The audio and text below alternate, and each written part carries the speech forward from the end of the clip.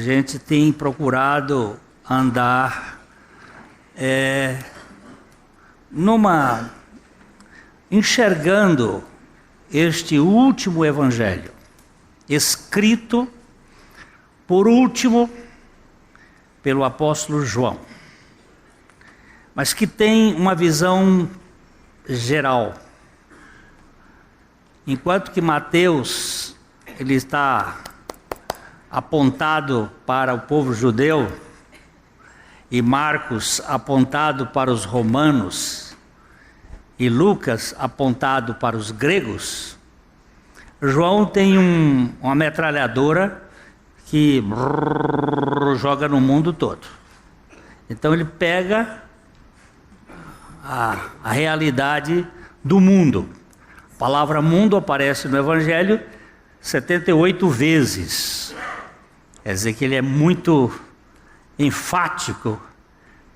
O Deus que quer salvar não somente os judeus, mas os gentios, e os gentios são compostos de todas as tribos e raças e nações.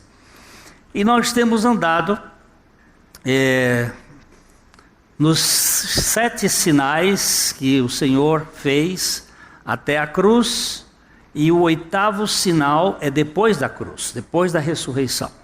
7 sinais que apontam para a pessoa de Cristo como o Salvador deste mundo. A gente já viu o sinal da transformação da água em vinho, o sinal da cura do filho do...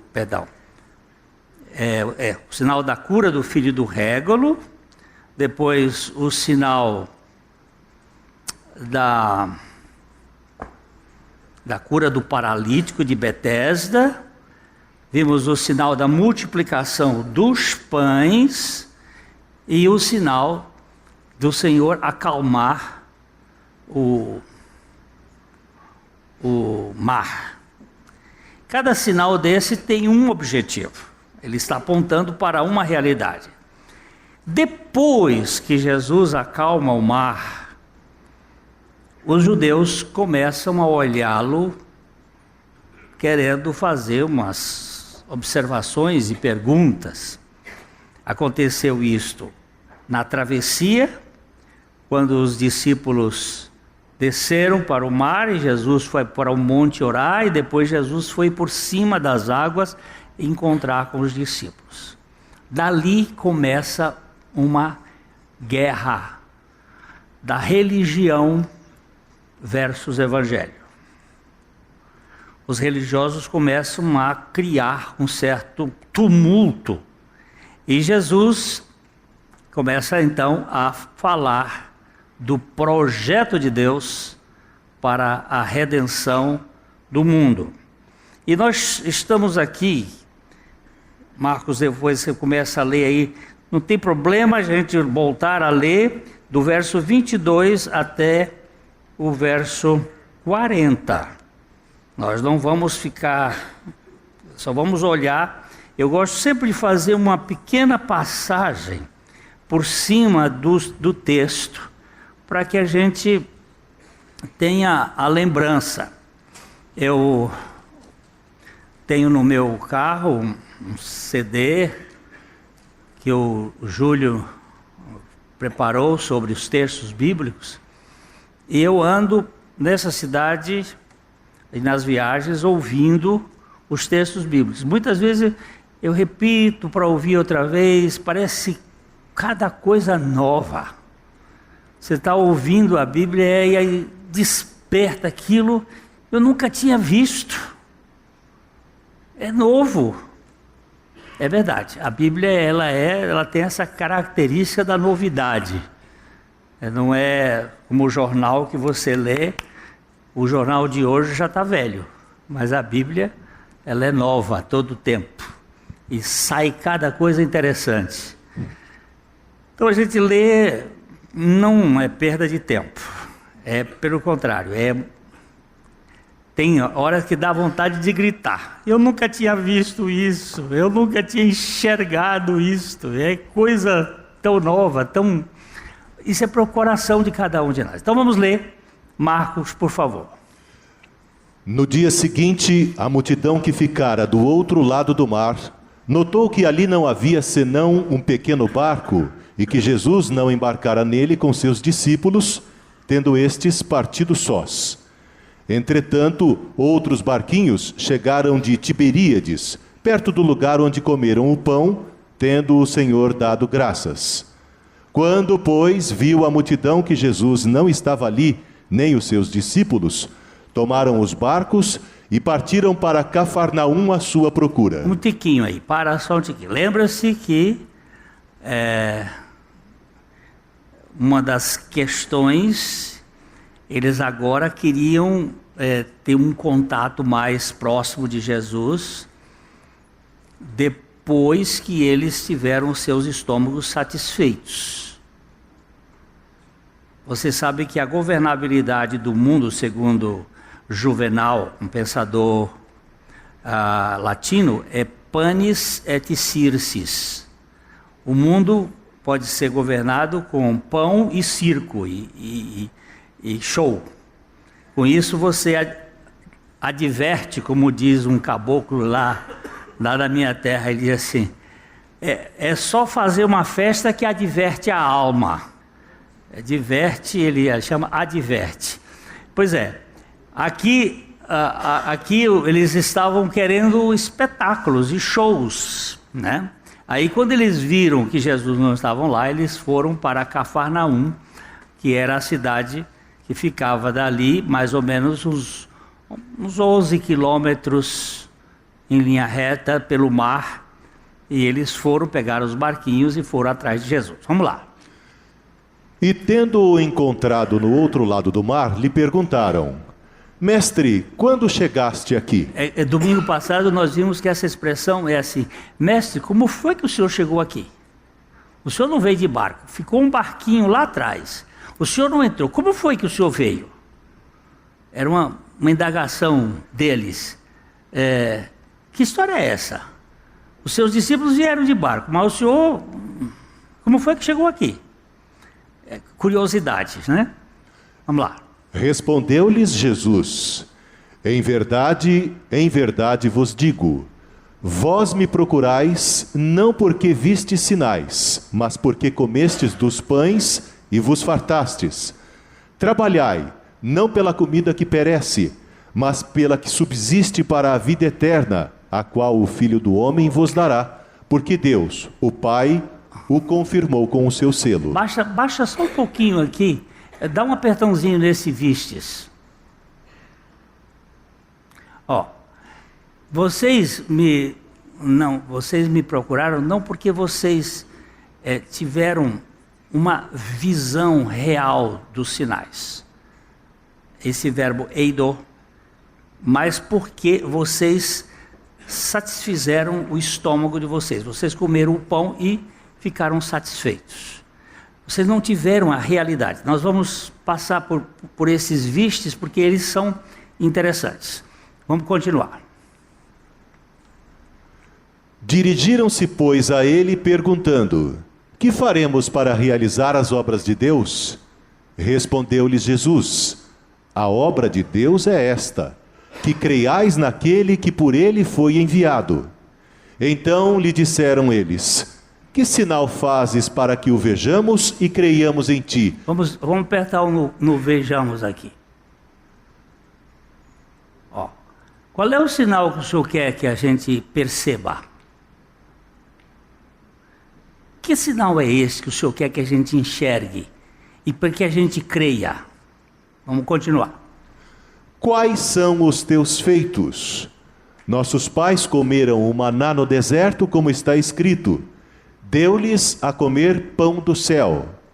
Replicou-lhes Jesus: em verdade vos digo, não foi Moisés quem vos deu o pão do céu. O verdadeiro pão do céu é meu Pai quem vos dá. Porque o pão de Deus é o que desce do céu e dá vida ao mundo. Então lhe disseram: Senhor, dá-nos sempre desse pão. Declarou-lhes, pois, Jesus: Eu sou o pão da vida. O que vem a mim jamais terá fome, e o que crê em mim jamais terá sede.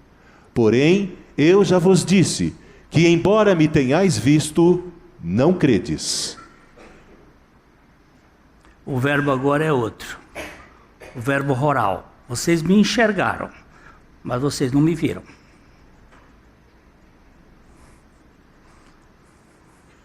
Vocês me viram, mas não me enxergaram.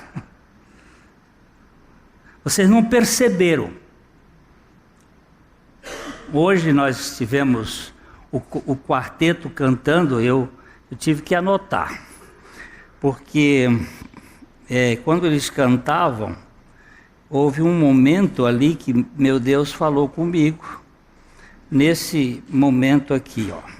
Foi na cruz que eu vi, percebi. Meu pecado recaiu em Jesus. E pela fé, os meus olhos se abriram. Você percebeu a atenção ali? Foi na cruz em que eu vi, percebi que meu pecado recaiu em meu Jesus. Ele se tornou o centro da humanidade. A humanidade estava nele. O meu pecado, não os meus pecados necessariamente, mas a minha natureza, aquilo que Isaías capítulo 52 diz assim: e fez cair sobre ele a iniquidade de nós todos. A iniquidade singular, nós todos plural. Quer dizer, Jesus incorporou a pecaminosidade e foi na cruz que meus olhos se abriram para eu poder enxergar. Este verbo vai aparecer mais para frente aqui, porque infelizmente a nossa língua, a última flor do lácio, inculta e bela, ela não tem as palavras que podem traduzir aquilo que está no grego. Então, vamos verificar. Vocês me viram, mas vocês não me enxergaram. Vamos lá. Todo aquele que o Pai me dá, esse virá a mim. E o que vem a mim, de modo nenhum o lançarei fora. Porque eu desci do céu, não para fazer a minha própria vontade, e sim a vontade daquele que me enviou. E a vontade de quem me enviou é esta: que nenhum eu perca de todos os que me deu. Pelo contrário, eu o ressuscitarei no último dia. De fato, a vontade de meu Pai é que todo homem que vir o Filho e nele crer, tenha a vida eterna. E eu o ressuscitarei no último dia. Aperta o dedinho aqui. Olha o verbo, theorel. A visão do eido vai gerar o theorel. Se você quiser, vamos dar um apertãozinho para pegar o theorel, por favor. Ela vai dizer aqui, ó, aqui ele vai dar um outro sentido.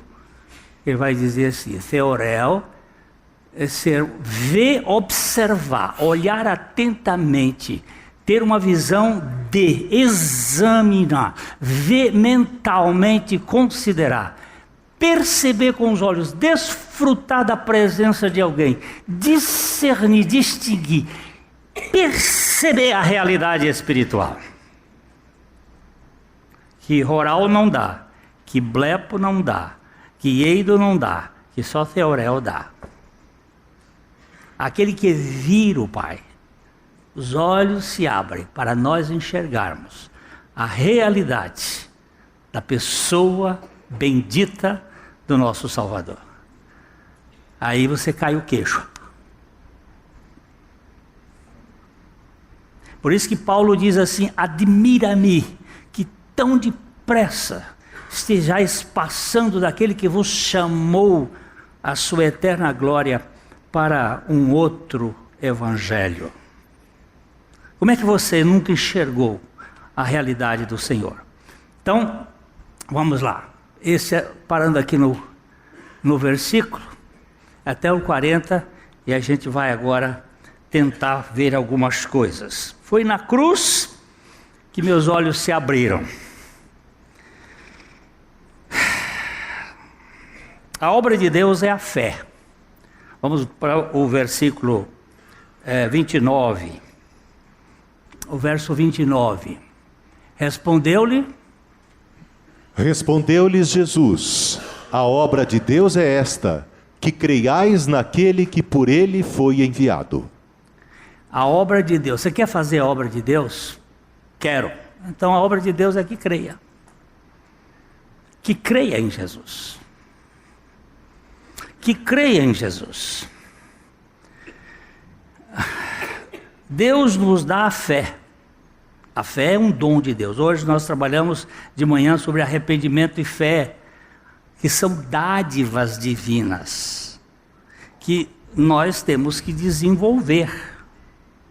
Assim como a criança nasce com uma potencialidade para o raciocínio, ela tem potência.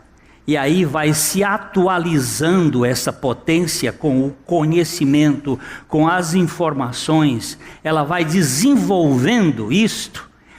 Deus nos dá a fé no novo nascimento. E agora nós temos que desenvolver a fé que nos foi dada e o arrependimento. A fé é voltar-se para Deus e arrependimento é virar as costas para nós. Nós negamos por completa a autoconfiança para confiarmos somente no Senhor.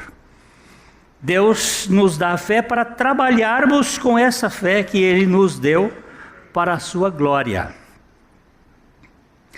Se tenho ansiedade, não posso desenvolver a fé. Se exerço a fé, exorcizo a ansiedade. Não há lugar para a fé e a ansiedade no mesmo barco. Quando Jesus estava lá no monte, e os discípulos aqui apavorados, porque o barco estava sem controle e um vento muito forte. E quando Jesus aparece, eles entram em pânico, e o Senhor diz: sou eu, que esse tema nós vamos tratar mais para frente. O 7 sou eu do Evangelho de João. Ele entra no barco e a ansiedade desaparece. E a fé toma posse do descanso. A fé para, a ansiedade para e a fé começa a brotar. O que é fé? É apoiar-se na palavra de Deus. Tem uma historinha do imperador Napoleão Bonaparte. Ele estava montado no seu cavalo e de repente o cavalo assustou e arrancou. Ele tentou segurar o cavalo, mas o cavalo muito fogoso. E um soldado que estava passando ali pulou na rédea do cavalo, segurou firme, o cavalo sacudiu e ele segurou o cavalo. E Napoleão, de cima do cavalo, disse: obrigado, capitão. Ele é soldado. Com uma rápida resposta, o soldado respondeu à continência e perguntou com simplicidade: de que batalhão? Olha que coisa. Obrigado, capitão. De que batalhão? Impressionado com a fé do soldado, o imperador tornou-lhe a prestar continência, dizendo: da minha guarda pessoal. O soldado respondeu à continência virou seu cavalo e foi até a formação da guarda imperial e disse-lhe com uma continência: sou agora o capitão desta guarda.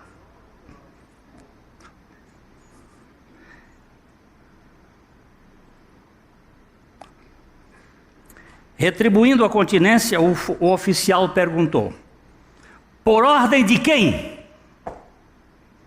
Ele respondeu: por ordem do imperador. E apontou para Napoleão.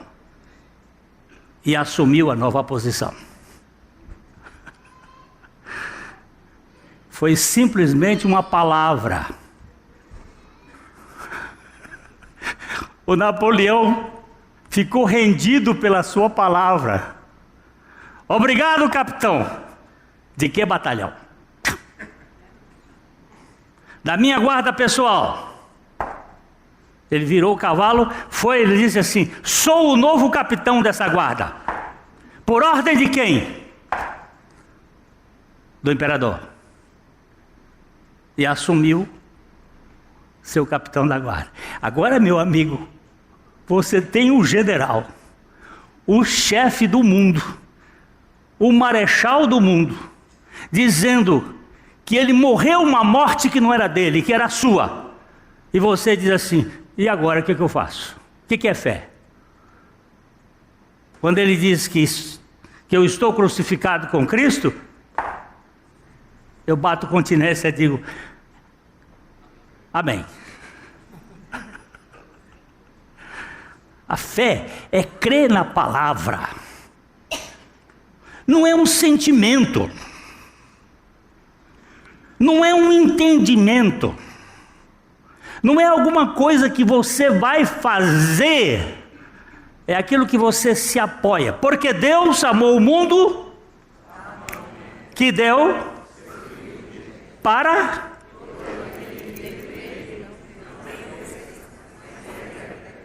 Aleluia! Para que todo aquele que nele crê.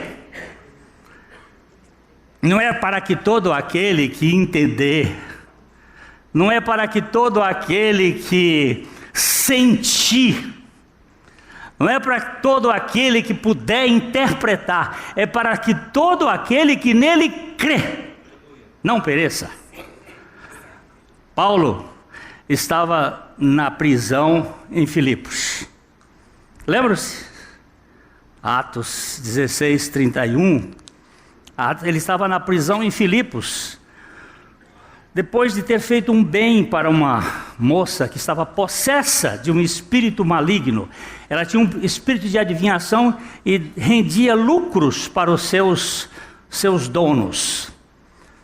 Aquela moça dizia todos os dias, quando Paulo ia com o pessoal para o lugar de oração: estes são servos do Deus Altíssimo e vos anunciam o caminho da salvação. Que mal tem nisto? Nenhum.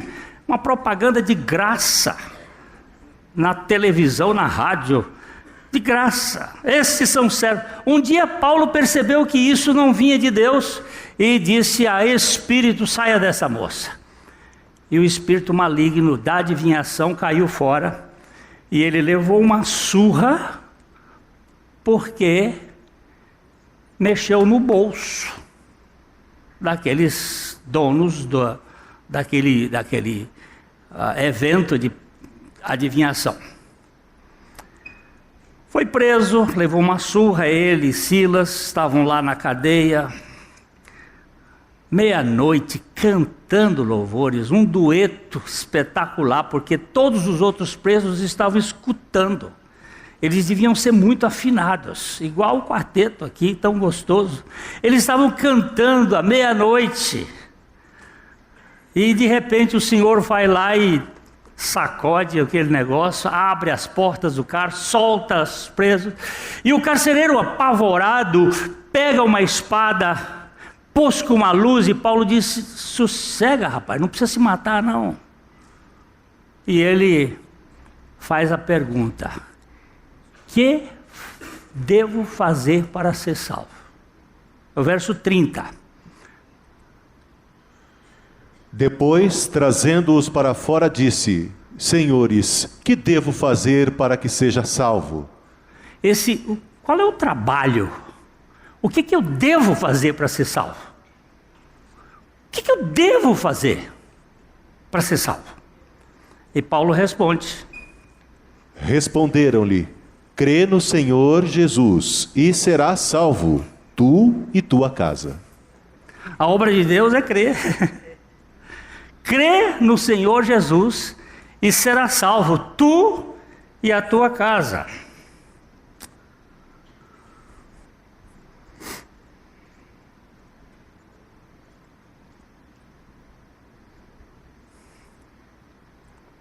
O pastor John McNeill, pastor das Ilhas Britânicas, ele relata que certa vez ele pastoreou uma igreja que tinha pesadas dívidas.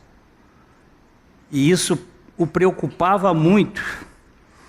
E ele começou a orar, pedindo a Deus que trouxesse uma resposta.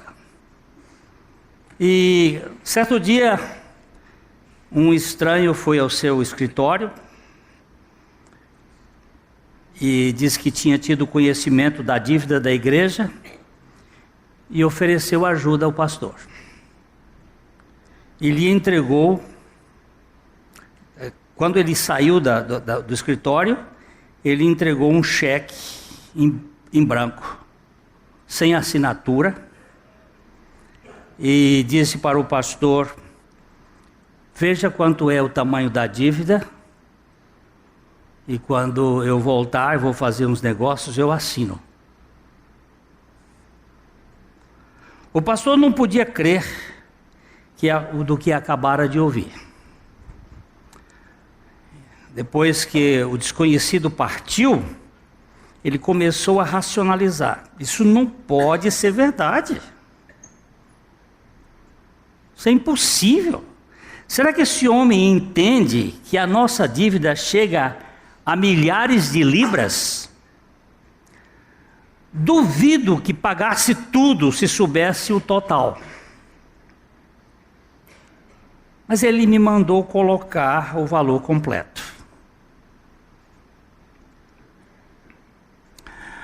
Não, isso seria injusto. Seria querer tirar vantagem do homem. Vou colocar só metade do valor. Foi o que ele fez. Anotou tudo, deu, aí eu não sei a quantidade, mas vamos botar aí uns 300 mil libras, você botou 150. Foi o que ele fez. Quando o estranho retornou, disse: está tudo aí? Tá. Assinou o cheque. Obviamente ele estava falando sério. O benfeitor da igreja era um filantropo, muito rico. Aquilo para ele era dinheiro de pinga. Quando o pastor entendeu que o homem era plenamente capaz de cobrir toda a dívida, desejou ter escrito o valor total que a igreja devia. Mas agora era tarde demais. O que é fé? A gente acha que não. Deus, Ele colocou a conta todinha nossa e assinou em branco o cheque com o seu sangue carmesim vermelho lá da cruz. Quando a gente cantava aquele canto, que eu não tenho visto ele ser cantado mais aqui, não há pecado ou culpa maior do que o seu amor, não há nada que fizemos que não pôde perdoar.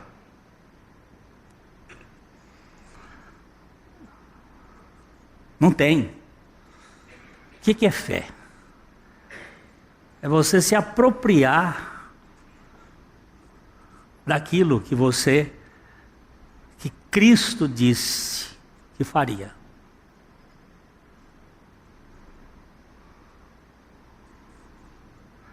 A menininha de 6 anos estava escutando o pai e a mãe conversar sobre o irmãozinho dela, que estava doente. uma doença muito séria. E eles disseram: nós temos que vender o nosso apartamento para custear a despesa do Júnior. E só um milagre. Porque não temos dinheiro para custear. A menininha pensou um pouco, foi lá na sua caixinha de moedas, onde ela guardava, pegou todas as moedas que ela tinha, correu até a farmácia e disse para o moço da farmácia: me vende um milagre. O moço disse: como assim, minha filha? Me vende um milagre, quanto custa um milagre? Ela disse: nós não temos milagre aqui. Ali estava do lado um homem, e ele disse: filha, como é seu nome? Aninha. Aninha, por que você quer comprar um milagre? Ele disse: porque meu irmãozinho está doente, e meu pai disse que tinha que vender o apartamento para poder comprar, para poder pagar o tratamento, e ele disse que só um milagre. E eu vim pensando que aqui na farmácia eu podia comprar um milagre. E quanto você tem? Ela mexeu assim e disse: tenho 95 cents de dólar. Ele disse: pode deixar, vamos fazer o negócio.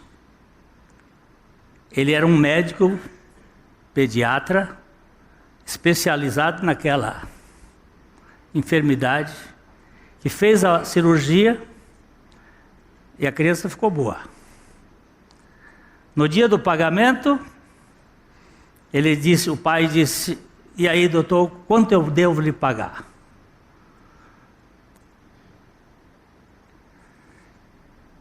Ele olhou para a Aninha e disse: quando foi o milagre?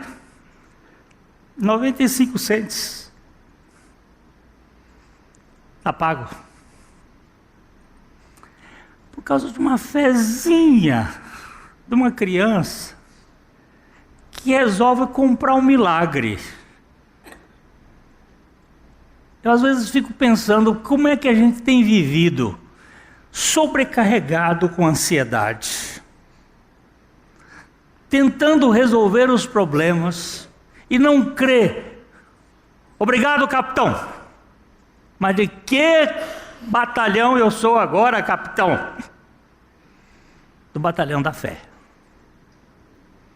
Do caminho da fé.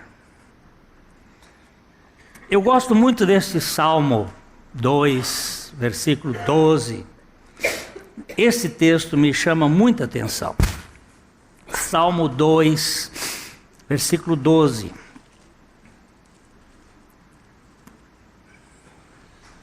Beijai o filho para que se não irrite e não pereçais no caminho, porque dentro em pouco se lhe inflamará a ira. Bem-aventurados todos os que nele se refugiam. Essa Palavra final. Bem-aventurado todos os que nele se refugiam. Este salmo é uma zombaria de Deus contra a ordem mundial, que fez uma conspiração contra o ungido do Senhor. E lá do céu, Deus ri-se destes conspiradores das nações que querem fazer Deus ser ridicularizado. E ele termina dizendo assim: beijai o filho para que se não irrite. A palavra aqui, no sentido do termo, é adorar, proskneu. Você sabe o que é proskneu? Me dá a sua mão aqui.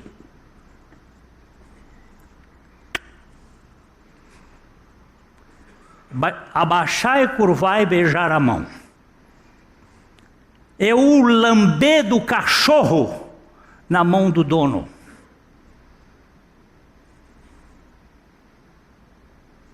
Reconheça o Filho como o detentor de todo o poder nesse universo.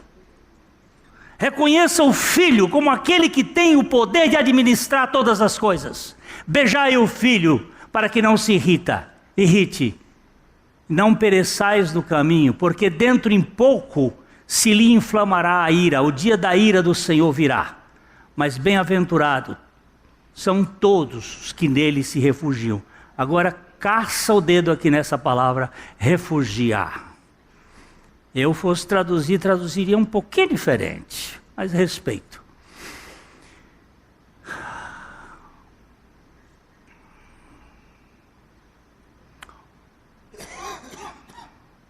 Shakak, buscar refúgio, colocar a confiança em Deus. Confiar e esperar em Deus.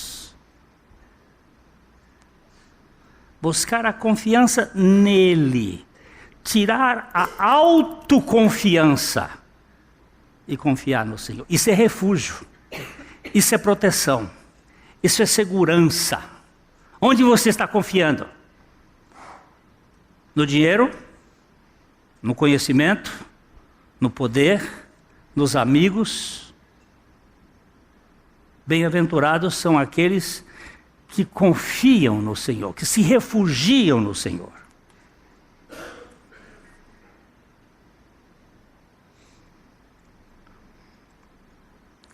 A palavra crer é uma palavra muito difícil de ser traduzida. Eu sei que tem muitas possibilidades. O verbo pistel, ele é muito difícil de ser traduzido. Há um missionário que propôs traduzir o Evangelho de João para o dialeto local da tribo em que estava evangelizando, porém deparou-se com uma enorme dificuldade ao ter de encontrar uma palavra adequada para traduzir a palavra bíblica, crer. Ele tinha dificuldade, ele ia traduzindo os textos e ele continuou a fazer o seu trabalho, mas tinha que deixar sempre um espaço em branco quando encontrava a palavra crer, porque ele não tinha uma palavra que, naquela língua que pudesse expressar. Então um dia, um estafeta chegou ao acampamento ofegante, muito cansado, depois de ter corrido muitos quilômetros, feito uma grande distância com uma mensagem muito importante. Ele estava exausto. E depois de entregar a mensagem, ele caiu completamente exausto numa maca, numa rede, em alguma coisa ali. E ele balbuciou uma frase breve que parecia exprimir tanto a sua grande fadiga quanto o seu contentamento em ter encontrado um lugar delicioso para relaxar. Ele deu aquela palavra. E o missionário, que nunca antes tinha ouvido aquelas palavras, perguntou a um presente, da tribo, o que é que esse estafeta tinha dito. O que foi que ele disse? Que palavra foi esta? E ele disse assim, ele está a dizer, cheguei ao fim de mim mesmo, por isso estou a descansar aqui. O que é crer? Cheguei ao fim de mim mesmo, por isso estou a descansar aqui. O que é fé? É chegar ao fim da nossa autoconfiança. Não tenho mais onde ir buscar. Agora, confio no Senhor. É o lugar do meu descanso.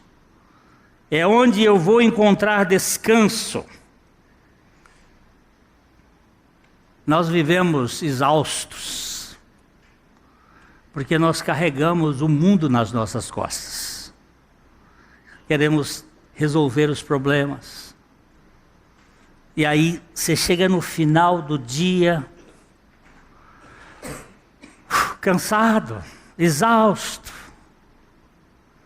E a Bíblia diz assim, lançando sobre ele toda a vossa ansiedade, porque ele tem permanentemente cuidado de vós.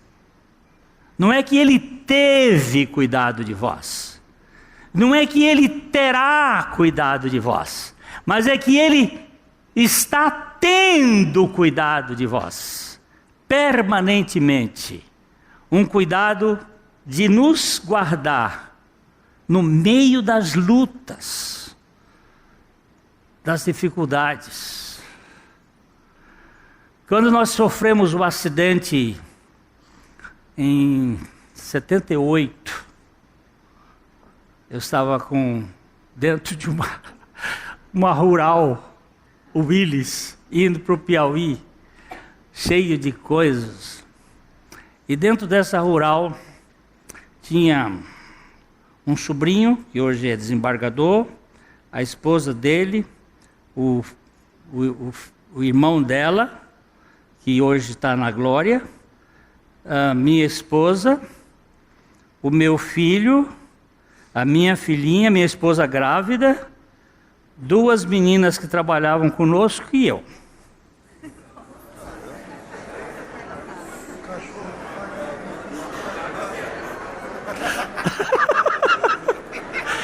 Sardinha em lata.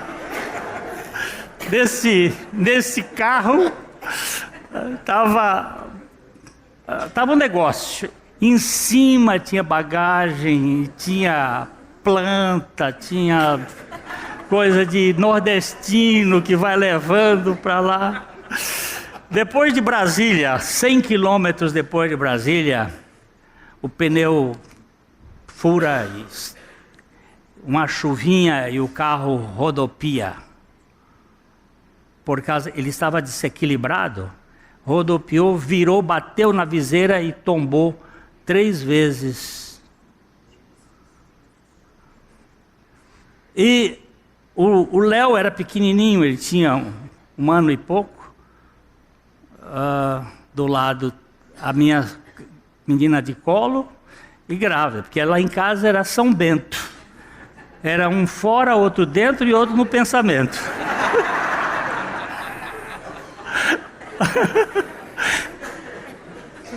Era uma coisa. E de repente, quando ele virou a última vez, a porta abriu e ninguém tinha cinto naquele tempo. O cinto é o que você sentia. E o Léo, ele passa por mim assim, eu agarro com ele e nós somos cuspidos fora. E o carro fez isso assim. Ela virou a última vez e veio assim, eu disse, meu Deus! E ela voltou.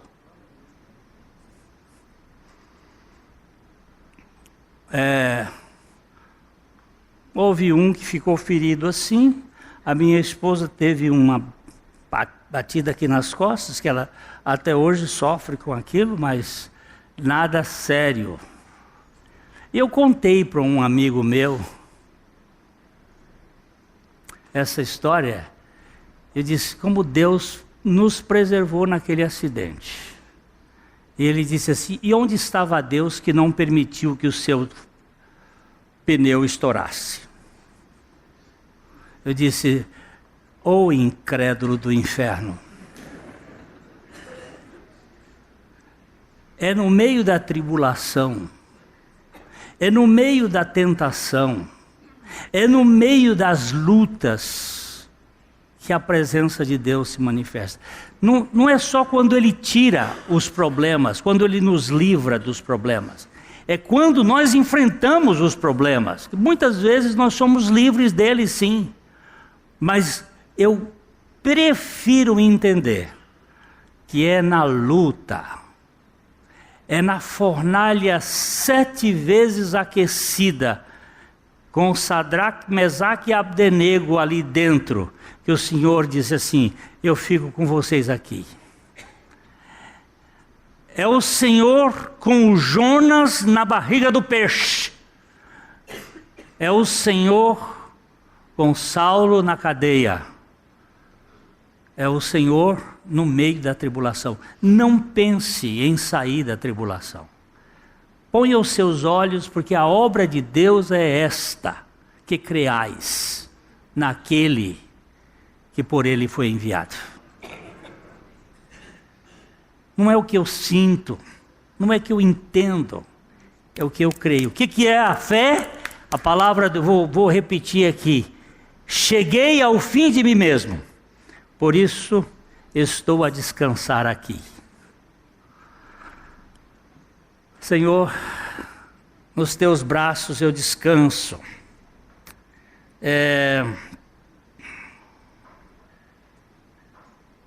Vou terminar aqui, lendo Romanos 4, 4 a 6, 4 e 5. Romanos 4, 4 e 5.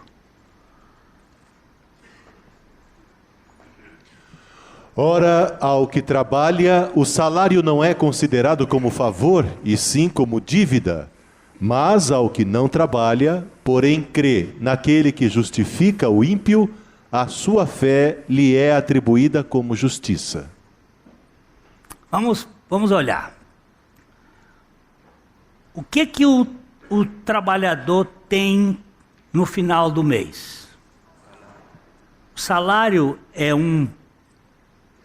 uma mesada, é um presente ou é uma obrigação, é uma dívida? Uma dívida. Digno é o trabalhador do seu salário. Eu sei que muitas vezes aqui no Brasil, principalmente nas repartições públicas, tem muita gente que recebe o salário no final do mês, mas não é propriamente salário, é mais presente do que salário, porque não faz nada. Em certos casos, nós temos hoje, em certos lugares aí, na Universidade do Piauí, eu vi outro dia uma lista de funcionários que moram em Brasília. São funcionários lá da universidade. Moram em Brasília. Fazem o quê? Vão lá de vez em quando, assinar ponto. Aí, mas o trabalhador que trabalha, chegou no final do mês, salário é dívida. Até um parêntese aqui, ó. Deus diz que o trabalho dos trabalhadores que trabalham nas vossas searas clama diante de Deus quando a gente é desonesto com eles. Ele clama. Agora, o que trabalha o salário não é considerado favor, e sim dívida. Mas ao que não trabalha, porém crê. Olha a palavra junto. Qual é o trabalho de Deus? Qual é a obra de Deus? Qual é o trabalho de Deus? É crer. Porém, crê naquele que justifica o ímpio. Não é o pio, não é o bom, não é o justo, não é o perfeito, é o indigno, é o imperfeito. É o falido, é o fracassado, é o pecador. Aquele que justifica o ímpio, a sua fé lhe é imputada ou atribuída como justiça. Pá!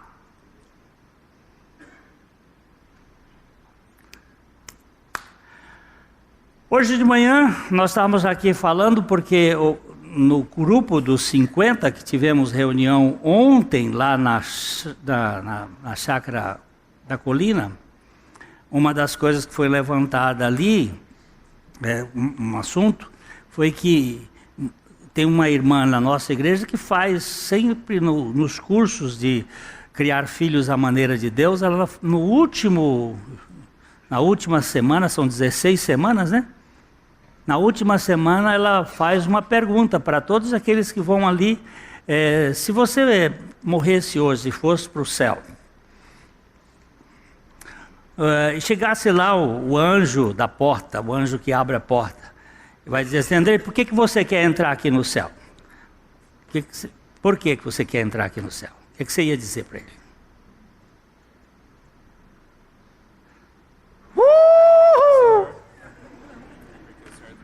Porque o Senhor, olha, ele já botou aqui, porque o Senhor. Aí diz que tem umas respostas assim: porque eu sou bom pai, porque eu sou um bom homem, porque eu sou uma boa mulher, porque eu não faço isso, porque eu nunca matei, porque eu nunca roubei, porque eu nunca isso, porque eu nunca fiz aquilo, porque eu nunca fiz aquilo outro, porque eu. E o sacrifício de Jesus, o que vale aí? Eu vou entrar no céu porque eu fui um crente lá da Igreja Batista e assisti aqueles cultos chatos daquele cara. Eu ia lá, pagava minha penitência, fazia, olha, sabe de uma coisa? Eu fui, meu amigo, tira isso da sua cabeça. Não é o que você fez, é o que Jesus fez. Não é o que você apresenta, foi aquilo que Cristo fez. Crer na obra de Cristo. Eu vou dizer para ele com toda sinceridade, eu disse hoje de manhã, eu não queria vir para cá, eu não gostava do Senhor, eu não tinha nenhum prazer em querer conhecer, foi o Senhor que me achou, foi o Senhor que me perdoou, foi o Senhor que me deu fé, foi o Senhor que me deu arrependimento, foi o Senhor que fez tudo por mim, e eu quero entrar porque eu quero conhecer esse cara. Mas agora eu quero conhecer eternamente, no sentido, eu quero ter uma relação viva, porque é demais. Não tem nada a ver comigo, tem a ver com Ele. O que é a obra de Deus para você?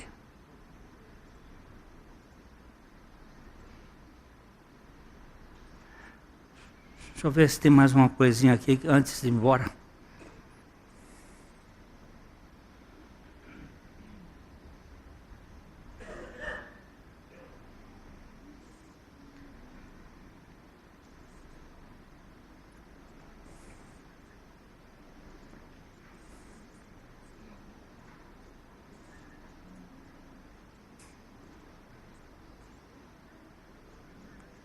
Tem uma coisinha. Pouco tempo depois de ter sido inaugurado o Hospital de Dallas, em 1924, o Seminário de Dallas, lá no Texas, ele quase fechou as portas. Estava à beira da falência. Um dia, os credores reuniram-se para encerrar a negociação ao meio-dia. O seminário estava devendo muito. E naquela manhã, os fundadores da escola reuniram-se no gabinete do reitor para orar. E Henry Ironside, foi um homem muito simples, um pregador, ele encontrava-se na reunião e quando chegou a sua vez de orar, ele disse em sua maneira simples e humilde: Senhor, sabemos que o gado dessa região te pertence. Texas é um grande produtor de gado. Então ele disse: sabemos que o gado dessa região te pertence. Por favor, Jesus, vende algumas cabeças e envia-nos o dinheiro para pagar essa dívida. Naquele mesmo instante, um vaqueiro texano alto, trajando botas e camisas de malha, aquelas camisas de... Quando eu estava vestido outro dia dessas assim, o meu neto disse assim: camisa de piquenique, vovô?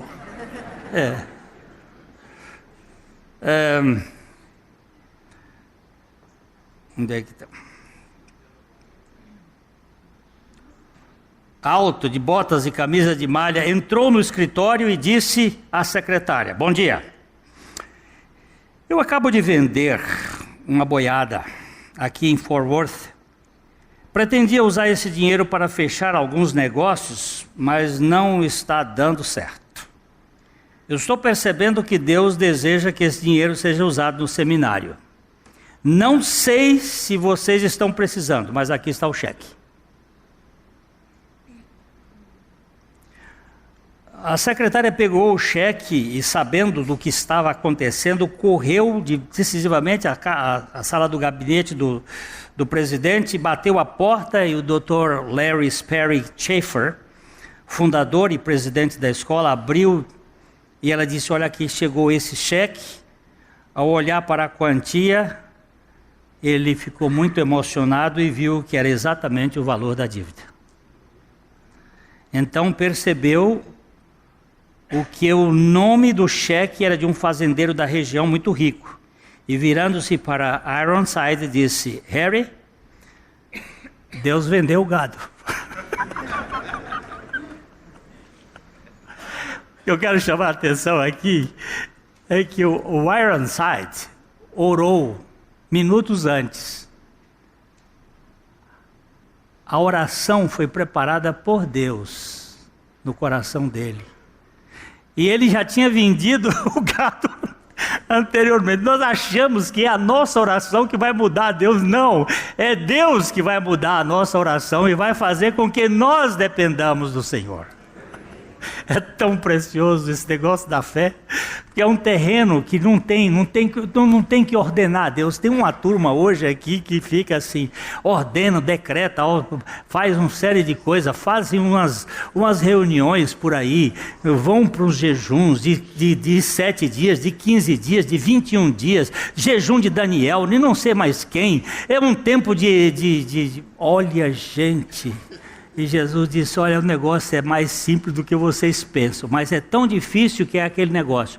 Cheguei ao fim de mim mesmo, mas agora achei o lugar do meu descanso, é aqui, no Senhor. A obra de Deus é essa, meus irmãos, que o Senhor nos mantenha nessa serenidade. Senhor, está aqui.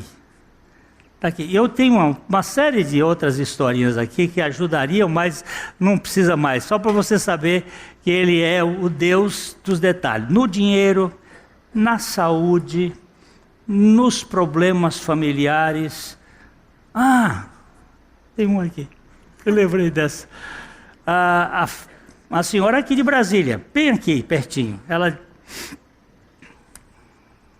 Lembrar o nome dela agora está meio difícil. Mas... o filho dela,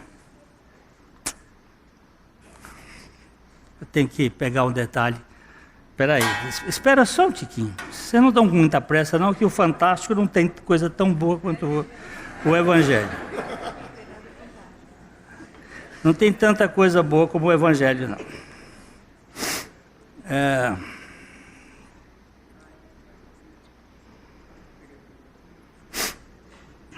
O nome dela chama-se